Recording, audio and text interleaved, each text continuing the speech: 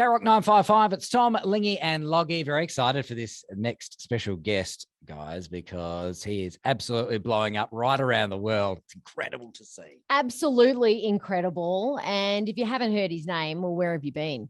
It's been everywhere. AFL Grand Final, Arias, Ed Sheeran support act. Yeah. Hello, it's Budjerah. Hi. Welcome to the show. Where do we start? I mean, Loggy just rattled them off there, but maybe we start with the Ed Sheeran gear. Two Step has been absolutely huge in Australia on radio this year. It's a great tune, and just recently announced that Ed is going to be taking you on tour with him. Yeah, it's pretty crazy. I just every day I look at my Spotify and I see Ed Sheeran and Budjerah next to each other, the two names.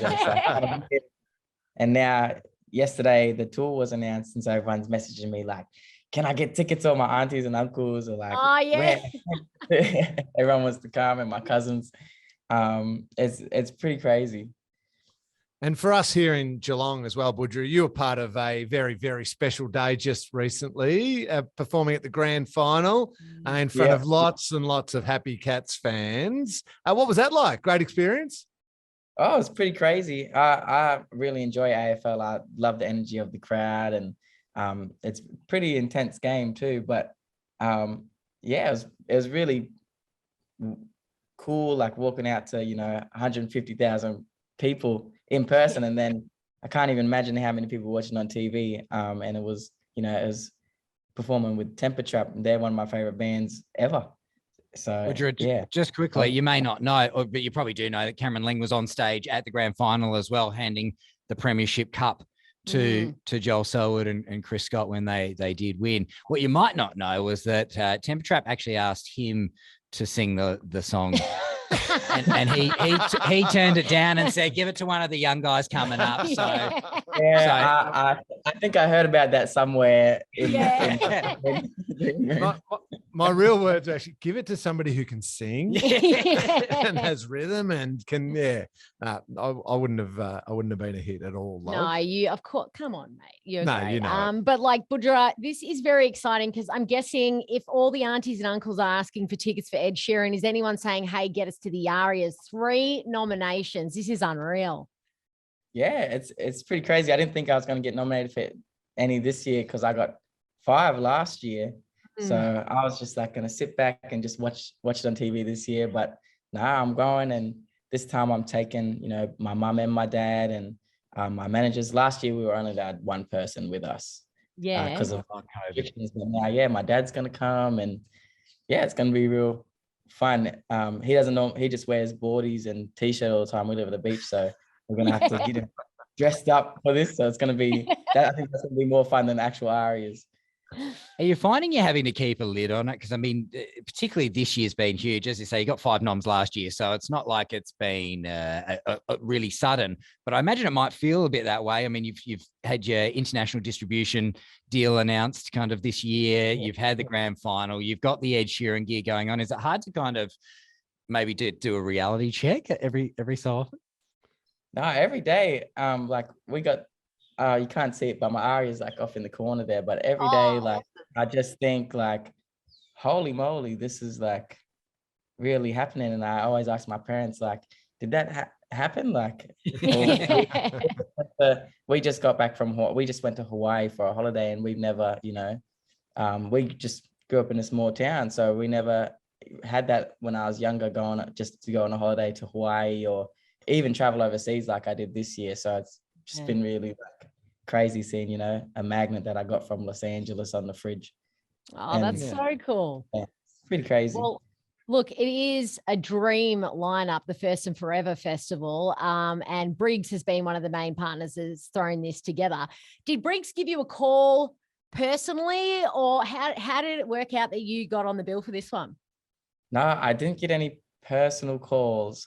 I did get I just got an email from my manager saying, hey, you're up. And I was like, yeah, I'm up for that. It was actually, I think it's been in the works for since 2020. I remember getting the call for that. And 2 years later, it's all really come together, and seeing, all the cool acts that I get to perform alongside, share the stage with. It's really exciting. Yeah, as Log said, it is a huge lineup. You've got Baker Boy, who is based down here now in Ocean Grove, so we claim him as our own. Jess Malboy, King Stingray, Sicko, Thelma Plum. Dan Salton's in there. It's absolutely huge. Busby Maru, Christina Anu. Like the list goes on and on and on. This is a first of its kind, and hopefully the first of many. Yeah, that's what me and my dad keep talking about. You know, this is never before have you seen this many, you know, Indigenous artists come together just to play music and have a good time, you know? Yeah, very exciting. It's at the Gathering Place at Hanging Rock. Have you played there before? I just imagine that being the perfect setting for a night like this.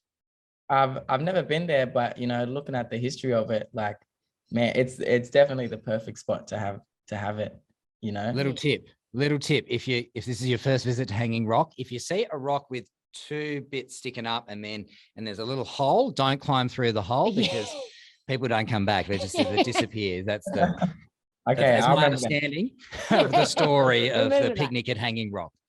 Hey, Budjerah, as well, with your first and forever rider, I imagine it might have changed since now Ed Sheeran is taking you on tour. Have you had to bump things up and say, guys, look, my rider originally was, you know, a couple of water bottles or whatever. Now you're like, now I want the ultimate. I want Maltesers.